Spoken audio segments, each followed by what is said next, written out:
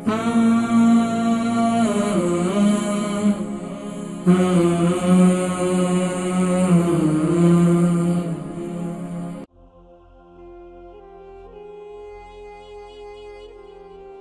में इनको, रीढ़ की हड्डी में कुछ तकलीफ है, जब भी सर्दी होती है तो इनके ये दर्द काफी बढ़ जाते हैं। अस्सलाम वालेकुम रहमतुल्लाहि व बरकातहू। वालेकुम सलाम। हाकिम साहब, एक सवाल पूछना है। जी जी बिल्कुल, मैं हाजिर हूँ। नाम, उम्र, वजन, शहर? मेरा नाम है हबीबुल्लाह खान, मेरा वाइफ का नाम है आसमा बेगम।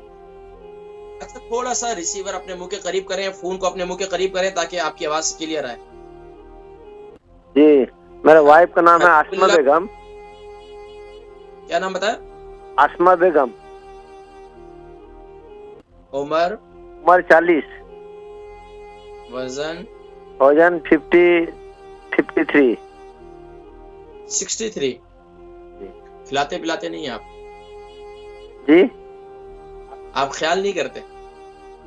हाँ, ख्याल तो करते हैं। अल्लाह सलामत रखे। गपशप लगा रहे हैं आपसे। अच्छा बताइए कि क्या प्रॉब्लम है? प्रॉब्लम है कि उनका जो बैक साइड है, कमर और ये रीढ़, ये सब दर्द होता है राइट साइड ज्यादा करके,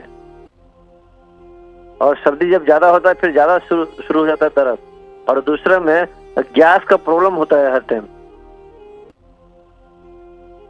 अच्छा, ये कमर की, रीढ़ की हड्डी में तकलीफ कितना अरसे से? ये तो जब से सर्दी हुआ ना यहाँ पे, करीब हो जाएगा 2-3 साल से हो जाएगा। अच्छा, ये तकलीफ पुरानी है कि जब भी सर्दियाँ आती हैं तो ये दर्द शुरू हो जाता है? तकलीफ पुरानी है?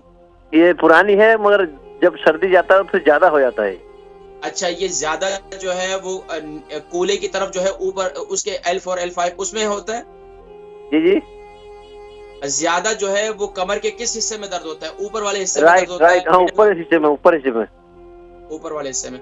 असल में ऊपर वाले हिस्से में जब भी यहाँ अगर गर्दन से थोड़ा सा नीचे अगर दर्द होता है ना, तो ये अक्सर कमजोरी की अलामत होती है। हम ये समझ रहे होते हैं रीढ़ की हड्डी में दर्द होता है, ये आसाबी कमजोरी की अलामत भी होती है। मैं जिक्र करता हूँ इंशाअल्लाह। हबीबुल्लाह साहब हैं, इनकी वाइफ है आसमा बेगम, उनकी उम्र 40 है और 63 kg इनका वजन है, और कमर में इनको, रीढ़ की हड्डी में कुछ तकलीफ है, जब भी सर्दी होती है तो इनके ये दर्द काफी बढ़ जाते हैं।